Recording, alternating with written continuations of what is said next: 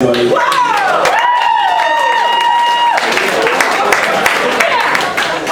up next we have our penultimate contestant, second to last, Natalie Morcos.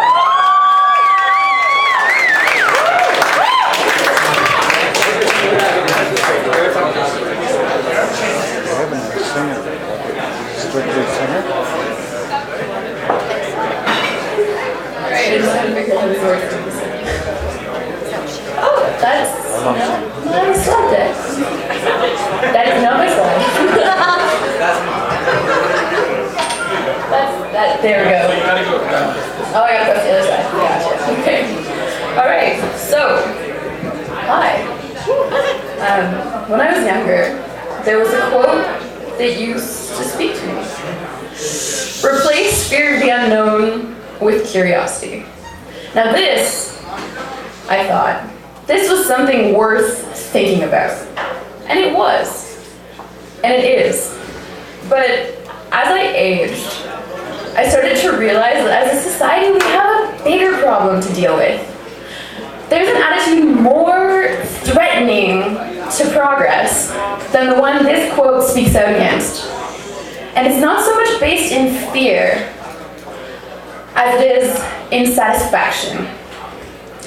It's not a fear of the unknown that I need to worry about, that we need to worry about.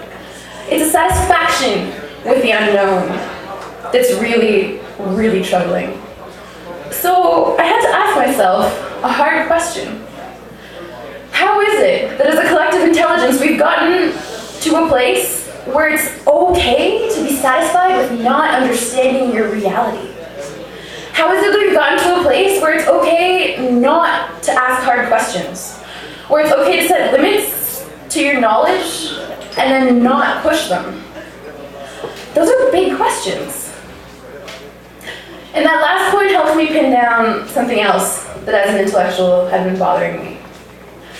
Why was it that more often than not, it's the same few things that fall outside of the circles of arbitrary, comfortable knowledge that people draw for themselves? Why isn't science sexy? Why isn't it cool to be good at math? Why is it that this is probably one of the very few occasions where you're going to see someone talking about science in a bar? Like, what is it that separates these few things from the average person? And I really had to think about it. And at first I was just like, it's imaginary. It's completely imaginary. People need to break out of the box that they've drawn for themselves. They need to break out of the box that their parents have drawn for them. And I thought that was the answer. But then I thought about it more. And I was like, no, it's probably not imaginary. And I began to allow for the possibility that the boundary was more real than I thought it was. I considered it, and maybe it was a boundary sitting on issues like accessibility and availability and intelligibility, mode of delivery. Maybe the problem is that science just isn't sitting around all shiny waiting to be picked up. And that is a problem. That is a real problem. So, how do we fix it? How do we fix it? And I had to ask myself, and I don't know about you, but when I'm looking for inspiration, if I'm not looking in, I'm probably looking up.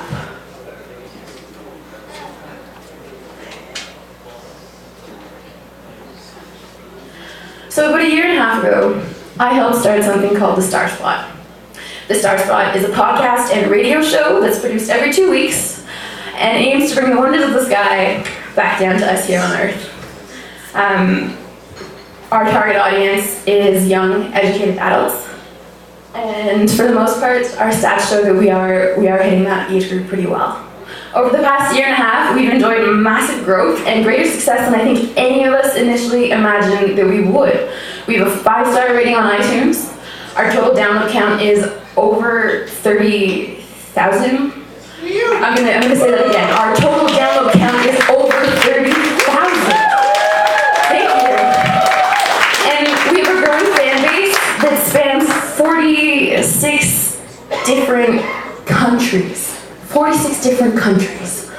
It's been incredible. We incorporated as a non-profit. We grew our team from 4 to 18 people. We have volunteers working remotely out of Ottawa. We have a high school age volunteer team composed solely of 16 and 17-year-olds that are so excited to be involved. They're starting astronomy clubs at their high schools. They're writing to me daily being like, how can we help? How can we help? This is so cool. It's amazing. They give me so much hope. They give me so much hope. Oh, there's the stat slide. That's our age group falling into the young, educated adults category. There you go. We've affiliated with national bodies like the Canadian Space Society and the Royal Astronomical Society of Canada. We've partnered with more local chapters like the Astronomy and Space Exploration Society at U of T, or the good folks at the Dunlap Institute or the David Dunlap Observatory.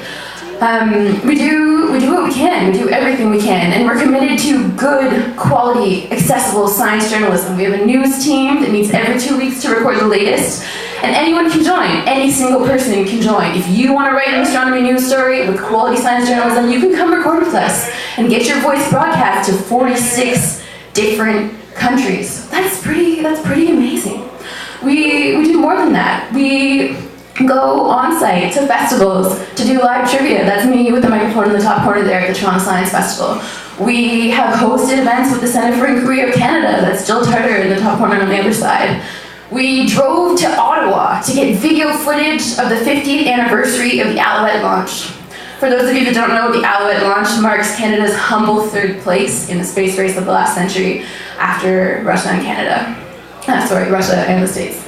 But we do what we can. We get people together, we get them talking, we have parties, we have release parties, we host community events, and it's working. People are noticing. Probably most importantly is we talk about things that no one's talking about. We talk about things that no one's talking about, and we talk about them in a way that makes them available to anyone. We talk about things like the tension between the public and private space industries right now, and what that landscape's going to look like over the next few years as NASA funding winds down and private companies like SpaceX and Moon Express ramp up. We ask interesting questions you might not have thought of, like, is it possible that light travels at different speeds in either direction? Have you thought about that? It is. It's completely possible that light does not travel at the same speed in both directions. We ask questions like what is the sheer scale of human engineering it takes to accomplish something like Hubble or the International Space Station or Curiosity? We ask questions like that, and people are noticing and people care. We've talked to really incredible speakers that have volunteered their time to be on our show. That's Bob McDonald at the top, host of CBC's Quirks and Quarks, Canada's longest running science show. That's Lawrence Krauss in the middle, author of A Universe from Nothing, the science behind Star Trek. That's Carolyn Porco on the bottom, activist and imaging head for NASA's Cassini mission to Saturn. It's been really a great past year and a half, and this is what I spend my weekends doing. This is what I spend my evenings doing. This is what I'm passionate about.